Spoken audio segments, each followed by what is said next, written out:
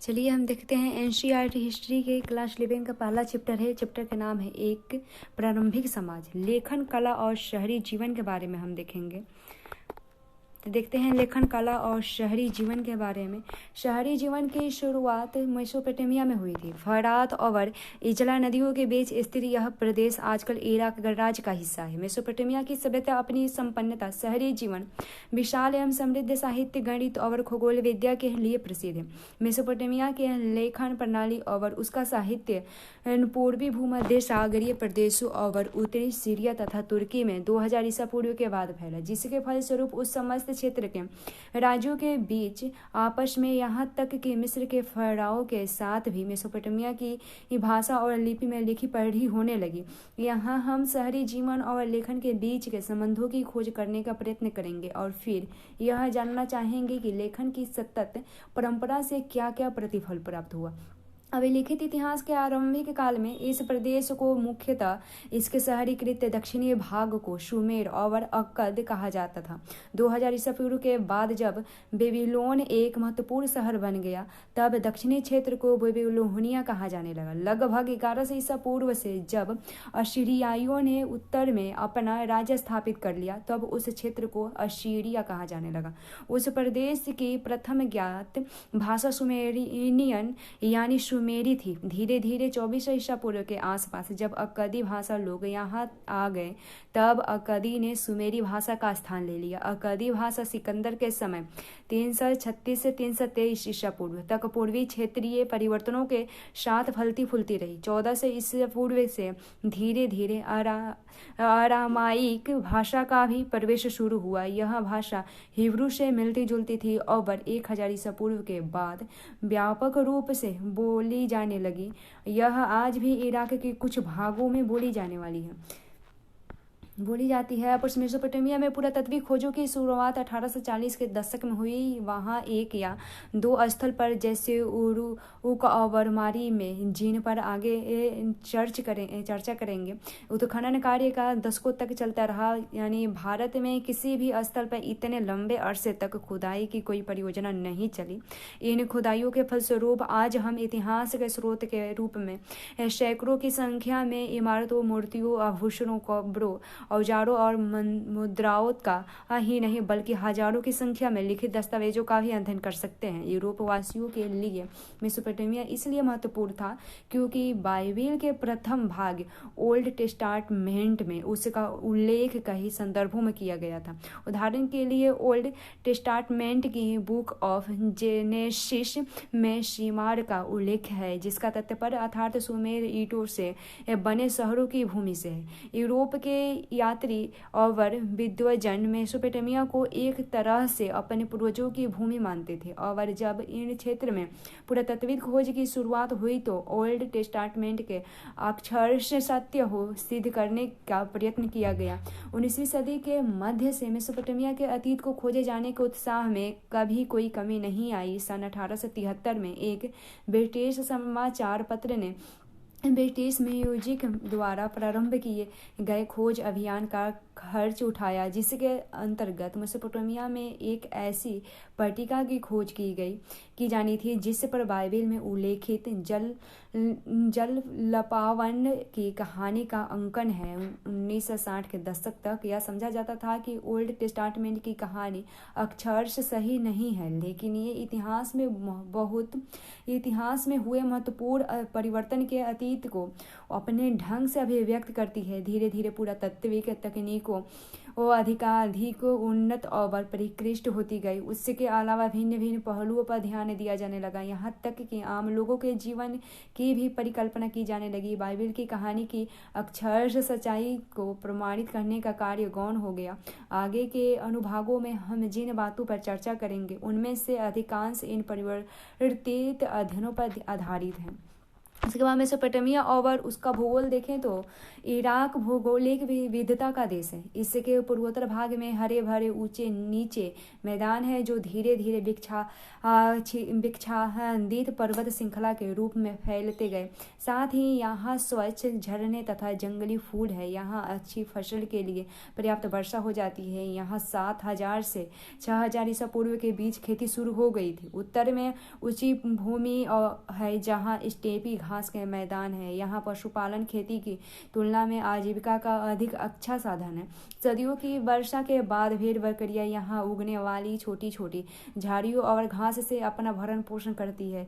पूर्व में दलजला की सहायक नदी या ईरान के पहाड़ी प्रदेशों में जाने लगी परिवहन का अच्छा साधन है। इस दक्षिण भाग एक रेगिस्तान है और यही वह स्थान है जहाँ सबसे पहले नगरों और लेखन प्रणाली का प्रादुर्भाव हुआ। इन रेगिस्तानों में शहरों के लिए भरण पोषण का साधन बन सकने की क्षमता थी, क्योंकि फरात और दज्जला नाम की नदियां उत्तरी पहाड़ों से निकलकर अपने साथ उपजाऊ बारीक मिट्टी लाती रही।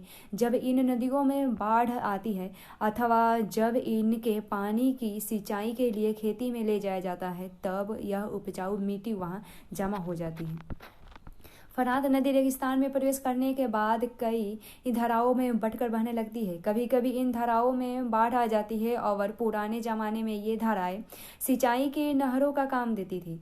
इनसे आवश्यकता पड़ने पर गेहूं, जौ और मटर या मसूर के खेतों की सिंचाई की जाती थी। रोम साम्राज्य सहित सभी पुरानी व्यवस्थाओं में दक्षिणी मेसोपोटामिया की खेती सबसे ज्यादा उपज देने वाली हुआ करती थी। हालांकि वहां फसल उपजाने के लिए आवश्यक वर्षा की कुछ कमी रहती है। खेती के अलावा भेड़ बकरियां स्टेपी घास के मैदानों, पूर्वोत्तरी मैदानों और पहाड़ों की ही ढालों पर पाली जाती थी। ये उपजाऊ स्थान बाढ़ की नदियों से काफी ऊंचाई पर स्थित है, जिनसे भारी मात्रा में मांस, दूध और ऊन की आदि वस्तुएं मिलती थी। इसके अलावा नदियों में मछलियां की कोई कमी नहीं थी और गर्मियों में खजूर के पेड़ खूब फल यानी पिंडू खजूर देते थे। लेकिन हमें यह सोचने की गलती नहीं करनी चाहिए कि शहरों का विकास केवल ग्रामीण समृद्धि के बल पर ही हुआ था। इस विकास के अन्य कारकों के विषय में हम बारी बारी से चर्चा करेंगे, लेकिन पहले हमें शहरी जीवन के बारे में स्पष्ट जानकारी ले लेनी चाहिए। शहरीकरण का महत्व देखें तो शहर और नगर बड़ी संख्या में लोगों के रहने के लिए स्थान नहीं होते थे, जब किसी अर्थव्यवस्था में खाद्य उत्पादन के अतिरिक्त अन्य आर्थिक गतिविधियां विकसित होने लगती है, तब किसी एक स्थान पर जनसंख्या का घनत्व बढ़ जाता है। इसके फलस्वरूप कस्बे बसने लगते हैं। ऐसी परिस्थिति में लोगों का कस्बों में इकट्ठे रहना उसके लिए फायदेमंद सिद्ध होता है, विशेषतः इसलिए क्योंकि शहरी अर्थव्यवस्थाओं में खाद्य उत्पादन के अलावा व्यापार, उत्पादन और तरह तरह की सेवाओं की भी महत्वपूर्ण भूमिका होती है। नगर के लोग आत्मनिर्भर नहीं रहते और उन्हें नगर या गांव के अन्य लोगों द्वारा उत्पन्न वस्तुओं या दी जाने वाली सेवाओं के लिए उन पर आश्रित होना पड़ता है। उनमें आपस में बराबर लेन देन होता रहता है। उदाहरण के लिए एक पत्थर की मुद्रा बनाने वालों को पत्थर उकेरने के लिए कांसे के औजार की जरूरत पड़ती है। वह स्वयं ऐसे औजार नहीं बना सकते और वह यह भी नहीं जानता कि मुद्राओं के लिए आवश्यक रंगीन पत्थर वह कहाँ से प्राप्त करे। उसकी विशेषताएं तो सिर्फ नक्काशी यानी पत्थर उकेरने तक ही सीमित होती है। वह व्यापार करना नहीं जानता। कांसे का औजार बनाने वाले भी धातु, तांबा या रांगा यानी टीन लाने के लिए खुद बाहर नहीं जाता। साथ ही उसे ईंधन के लिए हरदम लकड़ी के कोयले की जरूरत पड़ती है। इस प्रकार श्रम विभाजन शहरी जीवन की विशेषता है।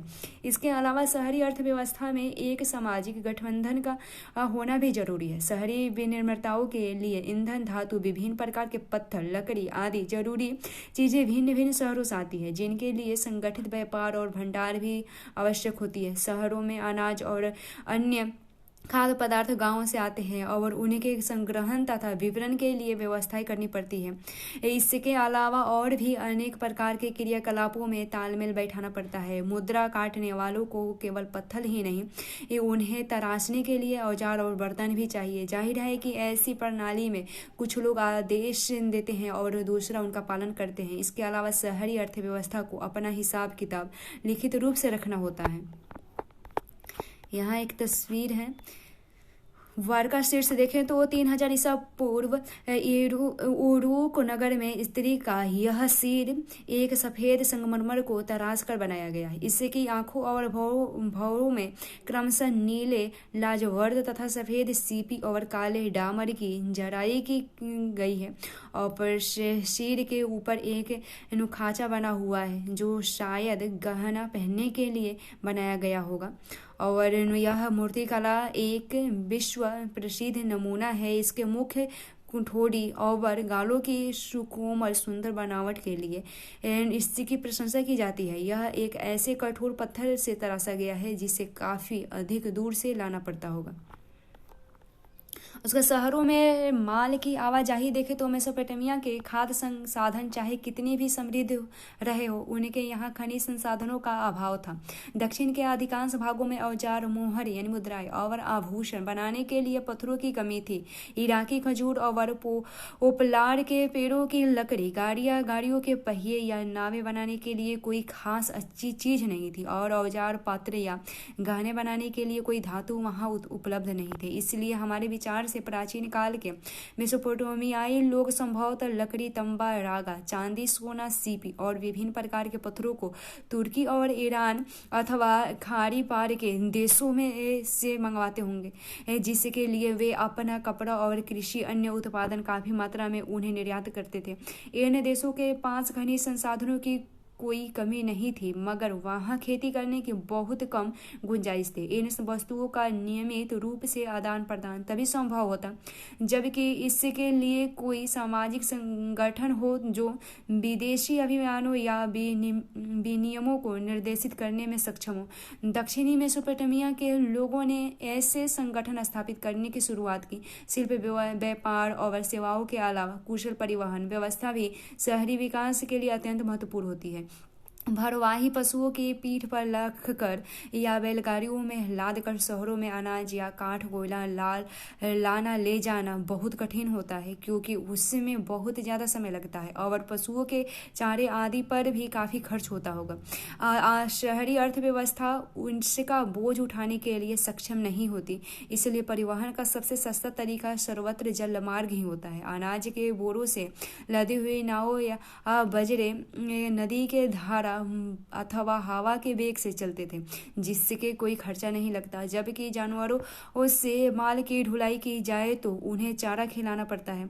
पुराने मेसोपोटामिया की नहरें और प्राकृतिक जलधाराएं बड़ी वस्तुओं के बीच माल के परिवहन का अच्छा मार्ग थी। और आगे इसी अध्याय में मारी नगर का जो विवरण दिया गया है उसे पढ़ने में यह स्पष्ट हो जाएगा कि फरात नदी उन दिनों व्यापार के लिए विश्व मार्ग के रूप में कितनी अधिक महत्वपूर्ण थी।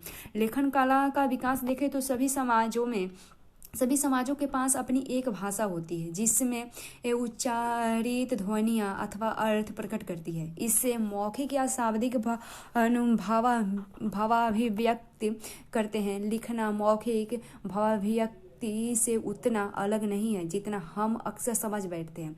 जब लेखन या लिपि के बारे में बात की जाती है तो उसका अर्थ है उच्चारित ध्वनियाँ जो दृश्य संकेतों या चिन्हों के रूप में प्रस्तुत की जाती है। मेसोपोटामिया में जो पहली पट्टिकाएं पाई गई है वे लगभग 3200 ईसा पूर्व की है। उनमें चित्र जैसे चिन्ह और संख्याएं दी गई है। वहाँ बैलों, मछलियों और रोटियों आदि की लगभग 5000 सूचियाँ मिलती है जो वहां के दक्षिणी शहर उरुक के मंदिरों में आने वाली और वहां से बाहर जाने वाली चीजों की होगी।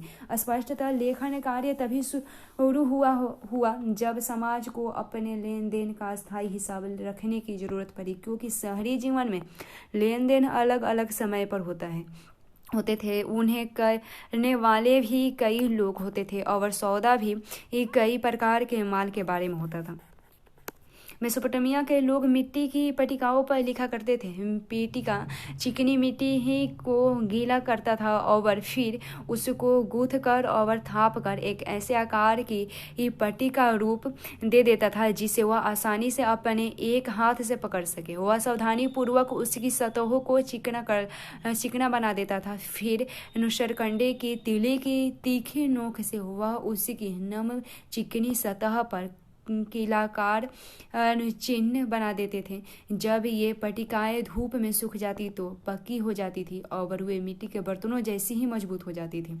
जब उन पर लिखा हुआ कोई हिसाब, जैसे धातु के टुकड़े सौंपने का हिसाब, अब असंगत या गैर का जरूरी हो जाता था तो उस पट्टिका को फेंक दिया जाता था। ऐसी पट्टी जब एक बार सूखी होती थी तो उस पर कोई नया चिन्ह अक्षर नहीं लिखा जा सकता था। इस प्रकार प्रत्येक सौदे के लिए, चाहे वह कितना ही छोटा हो, एक अलग पट्टिका की जरूरत होती थी। इसलिए मेसोपोटामिया के खुदाई स्थलों पर सैकड़ों पट्टिकाएं मिली है और इस स्रोत संपदा के कारण ही आज हम मेसोपोटामिया के बारे में इतना कुछ जानते हैं। लगभग 2600 ईसा पूर्व के आसपास वर्ण किलाकार हो गए और भाषा सुमेरियन थी। अब लेखन का इस्तेमाल हिसाब किताब रखने के लिए ही नहीं बल्कि शब्दकोश बनाने, भूमि के हस्तांतरण को कानूनी मान्यता प्रदान करने, राजाओं के कार्य का वर्णन करने और कानून में उन परिवर्तनों को उद्घोषित करने के लिए किया जाने लगा जो देश की आम जनता के लिए बनाए जाते थे। मेसोपोटामिया की सबसे पुरानी ज्ञात भाषा सुमेरियन का स्थान 2400 ईसा पूर्व के बाद धीरे धीरे अक्कदी भाषा ले लिया। अक्कदी भाषा में किलाकार लेखन का रिवाज ईस्वी सन की पहली शताब्दी तक अर्थात 2000 से अधिक वर्षों तक चलता रहा। लेखन प्रणाली देखें तो जिस ध्वनि के लिए किलाक्षर या किलाकार चिन्ह का प्रयोग किया जाता था वह एक अकेला व्यंजन या स्वर नहीं होता था, यानी अंग्रेजी के वर्णमाला में एम या ए, लेकिन अक्षर होता था। जैसे अंग्रेजी में PUT या LA या IN। इसका प्रकार मेसोपोटामिया के लिपि को सैकड़ों चिन्ह सीखने पड़ते थे और उसे गीली मिट्टी पर उसके सूखने से पहले ही लिखा होता तथा लेखन कार्य के लिए बड़ी कुशलता की आवश्यकता होती थी, इसलिए लिखने का काम अत्यंत महत्वपूर्ण माना जाता था। इस प्रकार किसी भाषा विशेष की ध्वनियों को एक दृश्य रूप में प्रस्तुत करना एक महान बौद्धिक उपलब्धि माना जाता था। साक्षरता देखें तो मेसोपोटामिया के बहुत कम लोग पढ़ लिख सकते थे। न केवल प्रतीकों या चिन्हों की संख्या सैकड़ों में था बल्कि ये कहीं अधिक पेचीदा थे। अगर राजा स्वयं पढ़ सकता था तो वह यह चाहता था कि प्रशस्तिपूर्ण अभिलेखों में उन तथ्यों का उल्लेख अवश्य किया जाए। अधिकतर लिखावट बोलने के तरीके को दर्शाती थी। एक अधिकारी द्वारा राज्य को लिखा गया पत्र उसे पढ़कर सुनाया जाता था, इसलिए उसकी शुरुआत इस तरह की जाती है, मेरे अमुक मालिक को उनका अमुक सेवक निवेदन करता है, मुझे सौंपे गए काम को मैंने पूरा कर दिया। सृष्टि के बारे में लिखे गए एक लंबे पौराणिक काव्य के अंत में यह लिखा गया है, इन काव्य पंक्तियों को सदा याद रखा जाए और बड़े बूढ़े लोग उन्हें छोटों को पढ़ाए, बुद्धिमान और विद्वान लोग इन पर चर्चा करें, पिता उन्हें अपने पुत्रों के लिए बार बार दोहराए, यहाँ तक कि ग्वालों के कान भी इन पंक्तियों को सुनने के लिए सदा खुले रहें। लेखन का प्रयोग देखें तो वो शहरी जीवन, व्यापार और लेखन कला के बीच के संबंधों को उरुक के एक प्राचीन शासक एनमरकर के बारे में लिखे गए एक सुमेरियन महाकाव्य में स्पष्ट किया गया है। मेसोपोटामिया की परंपरागत कथाओं के अनुसार उरुक एक अत्यंत सुंदर शहर था जिसे अक्सर केवल शहर कहकर ही पुकारा जाता था। सुमेर के व्यापार की पहली घटना को एनमरकर के साथ जोड़ा जाता है। उसका महाकाव्य में कहा गया है कि उन दिनों व्यापार क्या होता है यह कोई नहीं जानता था। एनमरकर अपने शहर के एक सुंदर मंदिर को सजाने के लिए लाजवर्द और अन्य बहुमूल्य रत्न तथा धातुएं मंगवाना चाहता था। इस काम के लिए उसने अपना एक दूत रट्टा नाम के एक दूर देश के शासक के पास भेजा। दूर के राजा के दूत ने राजा के आदेश का पालन किया। रात में वह चांद तारों की रोशनी और उसने सूचित दिशा के अनुसार और दिन में सूरज के बताए मार्ग पर आगे बढ़ता गया। वह रास्ते में आने वाले ऊंचे ऊंचे पहाड़ों को लांघने के लिए ऊपर चढ़ता और उतरता रहा। जब वह पहाड़ पर था तो पहाड़ की तटहटी में रहने वाले सूसा नगर के लोगों ने उसे छोटे चूहों की तरह नमस्कार किया। उसने 5 पर्वतमालाएं, 6 पर्वतमालाएं और फिर 7 पर्वतमालाएं पार की।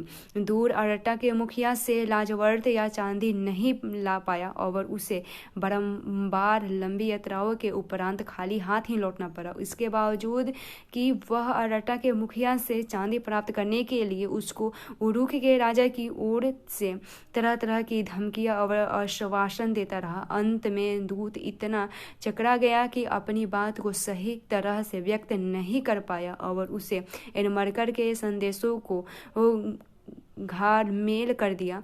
और उसके बाद तब राजा एनमरकर ने अपने हाथ से चिकनी मिट्टी की पट्टिकाएं बनाई और उस पर शब्द लिख दिए। उन दिनों मिट्टी पर शब्द लिखने का रिवाज नहीं था।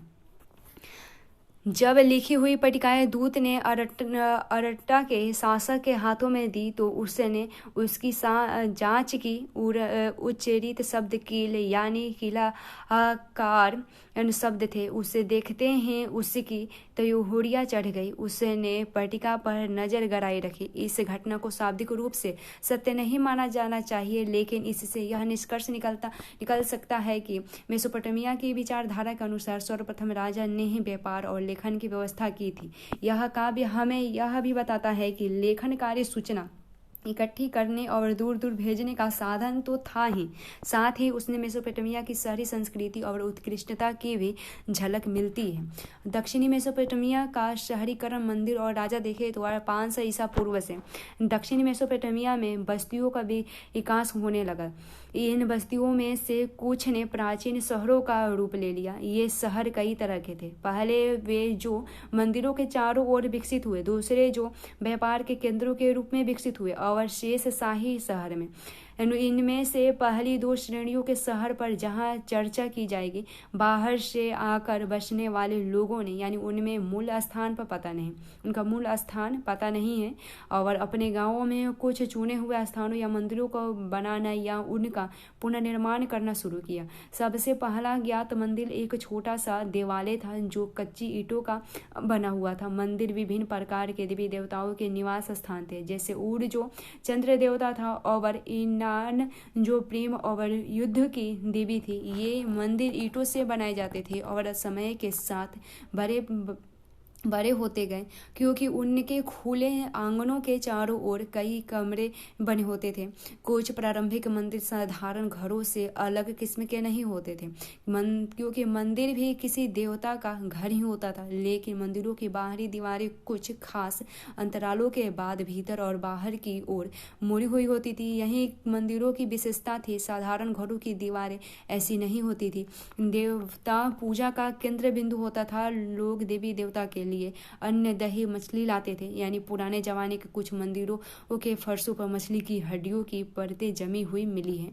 आराध्य देव सैद्धांतिक रूप से खेतों, मत्स्य क्षेत्रों और स्थानीय लोगों के पशुधन का स्वामी माना जाता था। समय आने पर उपज को उत्पादित वस्तुओं में बदलने की प्रक्रिया, यानी जैसे तेल निकालना, अनाज पीसना, काटना और ऊनी कपड़ों को बुनना, यही की जाती थी। घर परिवार के ऊपर स्तर के व्यवस्थापक, व्यापारियों के नियोक्ता, अन्य हल जोतने वाले पशु, रोटी, जौ की शराब, मछली आदि के आवंटन और वितरण के लिखित अभिलेखों के पालक के रूप में मंदिर ने धीरे धीरे अपने क्रियाकलाप बढ़ा लिया और मुख्य शहरी संस्था का रूप ले लिया। लेकिन अन्य दूसरे कारण भी इस व्यवस्था में विद्यमान थे। जमीन में प्राकृतिक उपजाऊपन होने के बावजूद कृषि कई बार संकटों से घिर जाती थी। फरात नदी की प्राकृतिक धाराओं में किसी वर्ष तो बहुत ज्यादा पानी बह जाता था और फसलों को डुबा देता था और कभी कभी ये धाराएं अपना रास्ता बदल लेती थी, जिससे खेत सूख जाते थे। जैसा कि पुरातात्विक अभिलेखों से पता चला है कि मेसोपोटामिया के इतिहास में गांव समय समय पर पुनः स्थापित किए जाते थे। इन प्राकृतिक विपदाओं के अलावा कई बार मानव निर्माण समस्याएं भी खड़ी होती थी। जो लोग इन धाराओं के ऊपर इलाकों में रहते थे वे अपने पास की जलधारा से इतना ज़्यादा पानी अपने खेतों में ले लेते थे कि धारा के नीचे की ओर बसे हुए गांवों को पानी ही नहीं मिलती थी। ये लोग अपने हिस्से की सारणी में से गाद यानी मिट्टी नहीं निकालते थे, जिससे बहाव रुक जाती थी और नीचे वालों को पानी नहीं मिलता था। इसलिए मेसोपोटामिया के तत्कालीन देहातों में जमीन और पानी के लिए बार बार झगड़े हुआ करते थे। जब किसी क्षेत्र में लंबे समय तक लड़ाई चलती थी तो जो मुखिया लड़ाई जीतते थे वे अपने साथियों एवं अनुयायियों को लूट का माल बांटकर खुश कर देते थे तथा हारे हुए समूहों में से लोगों को बंदी बनाकर अपने साथ ले जाते थे, जिन्हें वे अपने चौकीदार या नौकर बना देते थे। इस प्रकार वे अपना प्रभाव और अनुयायियों की संख्या बढ़ा देते थे। किंतु युद्ध में विजयी होने के वाले ये नेता लोग अस्थायी रूप से समुदाय के मुखिया नहीं बने होते थे। आज है तो कल चले जाते थे, लेकिन बाद में एक ऐसा समय आया जब इन नेताओं ने समुदाय के कल्याण पर अधिक ध्यान देना शुरू कर दिया और उसके के फलस्वरूप नई संस्थाएं और परिपाटियां स्थापित हो गई। इस समय की विजेता मुखियाओं ने कीमती भेंटों को देवताओं पर अर्पित करना शुरू कर दिया, जिससे कि समुदाय के मंदिरों की सुंदरता बढ़ गई। उन्होंने लोगों की उत्कृष्ट पत्थरों और धातुओं को लाने के लिए भेजा जो देवता और समुदाय को लाभ पहुंचा सके तथा मंदिर की धन संपदा के वितरण का और मंदिरों में आने जाने वाली वस्तुओं का हिसाब किताब रखकर प्रभावी तरीके से संचालन कर सके। जैसा कि एन मरकर से जुड़ी कविताएं व्यक्त करती है कि इस व्यवस्था ने राजा को ऊंचा स्थान दिलाया तथा समुदाय पर उसका पूर्ण नियंत्रण स्थापित किया। हम पारस्परिक हितों को सुदृढ़ करने वाले विकास के एक ऐसे दौर की कल्पना कर सकते हैं जिसमें मुखिया लोगों ने ग्रामीणों को अपने पास बचने के लिए प्रोत्साहित किया, जिससे कि वे आवश्यकता पड़ने पर तुरंत अपनी सेना इकट्ठी कर सके। इसके अलावा लोग एक दूसरे के आसपास रहने से स्वयं को अधिक सुरक्षित महसूस कर सके। उरुक, जो उन दिनों सबसे पुराने मंदिर नगरों में से एक था, उसमें से हमें सशस्त्र वीरों और उनसे हताहत हुए शत्रुओं के चित्र मिलते हैं और सावधानी पूर्वक किए गए पुरातत्वीय सर्वेक्षणों से पता चला है कि 3000 ईसा पूर्व के आसपास जब उरुक नगर का 250 हेक्टेयर भूमि में विस्तार हुआ तो उसके कारण दर्जनों छोटे छोटे गांव उजड़ गए और बड़ी संख्या में आबादी का विस्थापन हुआ। उसका यह विस्तार शताब्दियों बाद फले फूले मोहनजोदड़ो नगर से 2 गुना था। यह भी उल्लेखनीय तथ्य है कि उरुक नगर की रक्षा के लिए उसके चारों ओर काफी पहले ही एक सुदृढ़ प्राचीन बना दिए गए थी। उरुक नगर 42 ईसा पूर्व से 4000 ईस्वी तक बराबर अपने अस्तित्व में बना रहा और इस दौरान 28 ईसा पूर्व के आसपास वह बढ़कर 4000 हेक्टेयर में फैल गया। युद्धबंदियों और स्थानीय लोगों को अनिवार्य रूप से मंदिरों का अथवा अप्रत्यक्ष रूप से शासन का काम करना पड़ रहा था। कृषि कर भले ही न देना पड़े पर काम करना अनिवार्य था। जिसके काम पर लगाया जाता था उन्हें काम के बदले अनाज दिया जाता था। सैकड़ों ऐसी राशन सूचियां मिलती है जिसमें काम करने वाले लोगों के नामों के आगे उन्हें दिए जाने वाले अनाज, कपड़े और तेल आदि की मात्रा लिखी गई है। एक अनुमान के अनुसार इन मंदिरों में से एक मंदिर को बनाने के लिए 1500 आदमियों ने 5 साल तक प्रतिदिन 10 घंटे काम किया था। शासक के हुक्म से आम लोग पत्थर खोदने, धातु खनिज लाने, मिट्टी से ईंटें तैयार करने और मंदिर में लगाने और सुदूर देशों में जाकर मंदिर के लिए उपयुक्त सामान लाने के कामों में जुटे रहते थे। इसकी वजह से 3000 ईसा पूर्व के आसपास उरुक में खूब तकनीकी प्रगति भी हुई। अनेक प्रकार के शिल्पों के लिए कांसे के औजारों का प्रयोग होता था।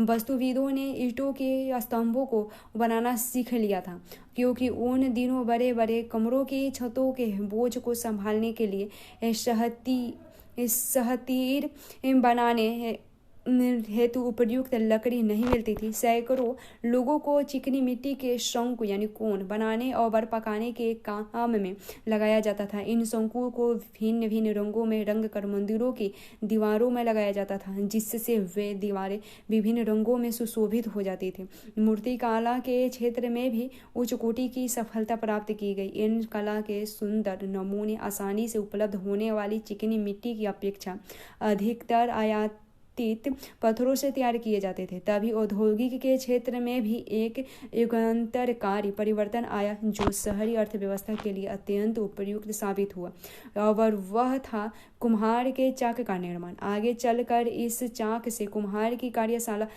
में एक साथ बड़े पैमाने पर दर्जनों एक जैसे बर्तन आसानी से बनाए जाने लगे थे। तो वह शहरी जीवन देखेंगे। यहाँ है मोहर, एक शहरी शिल्प कृति। भारत में प्राचीन काल से में पत्थर की मोहरें होती थी जिन पर चिन्ह अंकित किए गए थे, लेकिन मेसोपोटामिया में पहली सहस्त्राब्दी ईस्वी के ईसा पूर्व के अंत तक पत्थर की बेलनाकार मोहरें जो बीच में आर पार छेदी होती थी, एक तीली लगाकर गीली मिट्टी के ऊपर घुमाई जाती थी, और इस प्रकार उनमें लगातार चित्र बनता जाता था। वे अत्यंत कुशल कारीगरों द्वारा उकेरी जाती थी, और कभी कभी उनमें ऐसे लेख होते थे जैसे मालिक का नाम, उनके इष्ट देव का नाम और उनकी अपनी परिद स्थिति आदि। किसी कपड़े की गठरी या बर्तन के मुंह को वो चिकनी मिट्टी के लीप पोत कर उस पर वह मुहर घुमाई जाती थी, जिससे उसमें अंकित लिखावट मिट्टी की सतह पर छप जाती थी। इससे उस गठरी या बर्तन में रखी वस्तुओं को मोहर लगाकर सुरक्षित किया जा सकता था। इस पर जब इस मोहर को मिट्टी की बनी पट्टिका पर लिखे पत्र पर घुमाया जाता था, तब वह मोहर उस पत्र की प्रामाणिकता की प्रतीक बन जाती थी। इस प्रकार मुद्रित सार्वजनिक जीवन में नगरवासी की भूमिका को दर्शाती थी। शहरी जीवन देखें तो ऊपर के विवरण से पता चलता है कि नगरों की सामाजिक व्यवस्था में एक उच्च या संभ्रांत वर्ग का प्रादुर्भाव हो चुका था। धन दौलत का ज्यादातर हिस्सा समाज के एक छोटे से वर्ग में केंद्रित था। इस बात की पुष्टि इस तथ्य से होती है कि बहुमूल्य चीजें यानी आभूषण, सोने के पात्र, सफेद शिपिया और लाजवर्द जड़े हुए लकड़ी के वाद्य यंत्र, सोने के सजावटी खंजर आदि विशाल मात्रा में उड़ में राजाओं और रानियों की कुछ कब्रों या समाधियों में उनके साथ दफनाई गई मिली है। लेकिन आम आदमी की स्थिति क्या थी? ये कानून दस्तावेजों यानी विवाह, उत्तराधिकारी आदि के मामलों से संबंधित। इससे पता चलता है कि मेसोपोटामिया के समाज में एकल परिवार को ही आदर्श माना जाता था। हालांकि एक शादीशुदा बेटा और उसका परिवार अक्सर अपने माता पिता के साथ ही रहा करते थे। पिता परिवार का मुखिया होता था। उससे हमें विवाह की प्रक्रिया या विधि के बारे में कुछ जानकारी मिली है। विवाह करने की इच्छा के बारे में घोषणा की जाती थी और वधू के माता पिता उसके विवाह के लिए अपनी सहमति देते थे। उसके बाद वह पक्ष के लोग वधू को कुछ उपहार देते थे। जब विवाह की रस्म पूरी हो जाती थी, तब दोनों पक्षों की ओर से उपहारों का आदान प्रदान किया जाता था और वे एक साथ बैठकर भोजन करते थे और फिर मंदिर में जाकर भेंट चढ़ाते थे। जब नववधू को उसकी सांस लेने आती थी, तब वधू को उसके पिता द्वारा उसी आय का हिस्सा दे दिया जाता था और पिता का घर, पशुधन, खेत आदि उसके पुत्रों को मिलते थे। आइए अब उर नर की अवलोकन करें। यह उन नगरों में से एक था जब सबसे पहले खुदाई की गई थी। उर मेसोपोटामिया का एक ऐसा नगर था जिसके साधारण घरों की खुदाई 1930 के दशक में सुव्यवस्थित ढंग से की गई थी। उसमें टेढ़ी मेढ़ी और संकरी गलियां पाई गई, जिससे यह पता चलता है कि पहिए वाली गाड़ियां वहां के अनेक घरों तक नहीं पहुंच सकती थी। अनाज के बोरे और ईंधन के गड्ढे संभवतः गधे पर लाद कर घर तक जाया करते थे।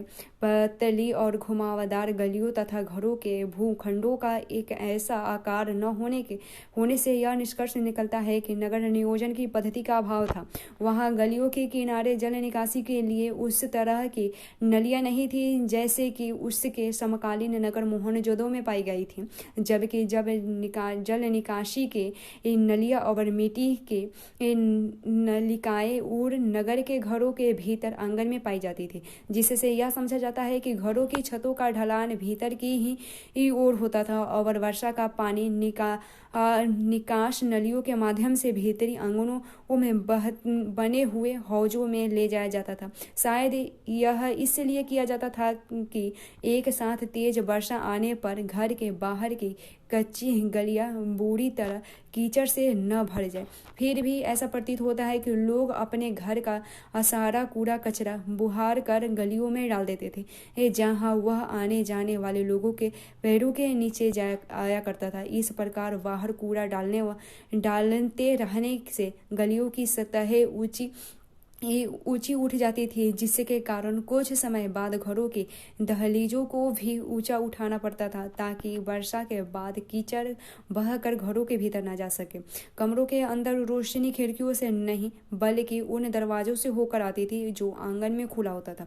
इससे घरों के परिवारों में गोपनीयता भी बनी रहती थी। घरों के बारे में कई तरह के अंधविश्वास प्रचलित थे, जिसके विषय में में पाई गई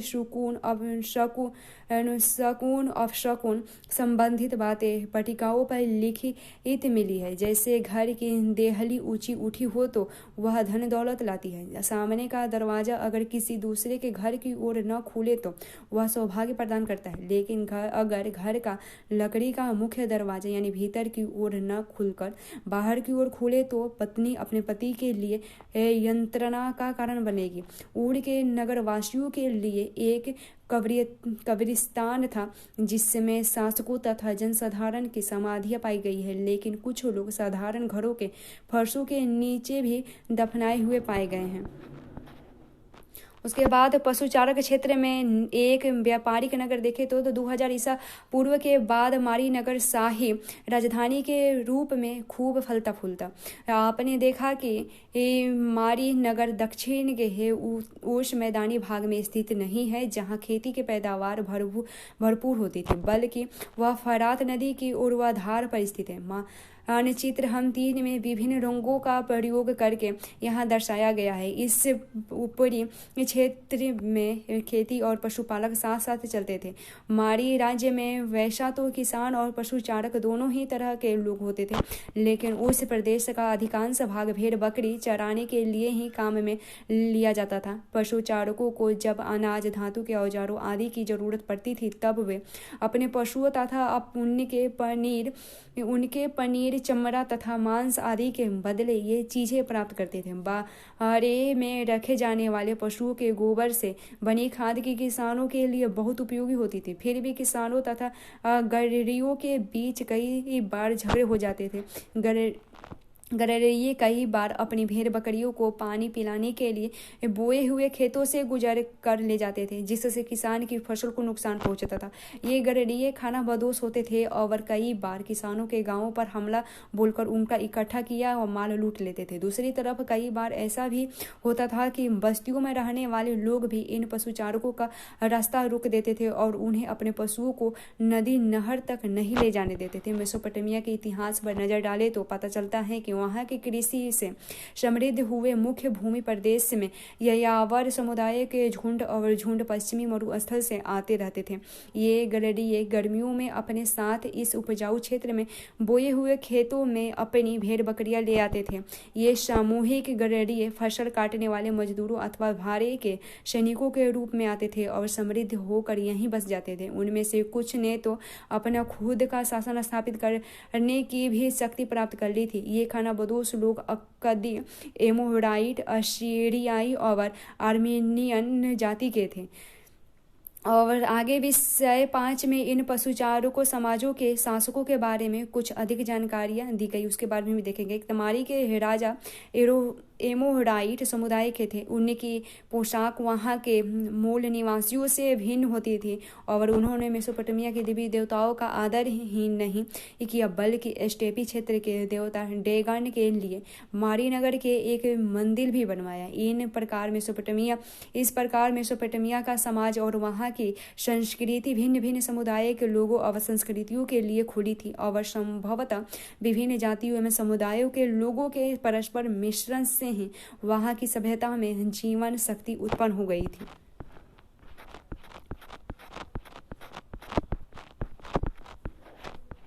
किंतु मारी के राजाओं को ज्यादा सतर्क एवं सावधान रहना पड़ता था। विभिन्न जनजातियों के चरवाहों को राज्य में चलने फिरने की इजाजत तो थी, परंतु उन पर कड़ी नजर रखी जाती थी। राजाओं तथा उनके पदाधिकारियों के बीच हुए पत्र व्यवहार में अक्सर इन पशुचारकों की गतिविधियों और शिविरों का उल्लेख किया गया है। एक बार एक पदाधिकारियों ने राजा को लिखा था कि उसने रात को बार बार आग से किए गए ऐसे संकेतों को देखा है जो एक शिविर से दूसरे शिविर को भेजे गए थे और उससे संदेह है कि कहीं किसी छापे या हमले की योजना तो नहीं बनाई जा रही है।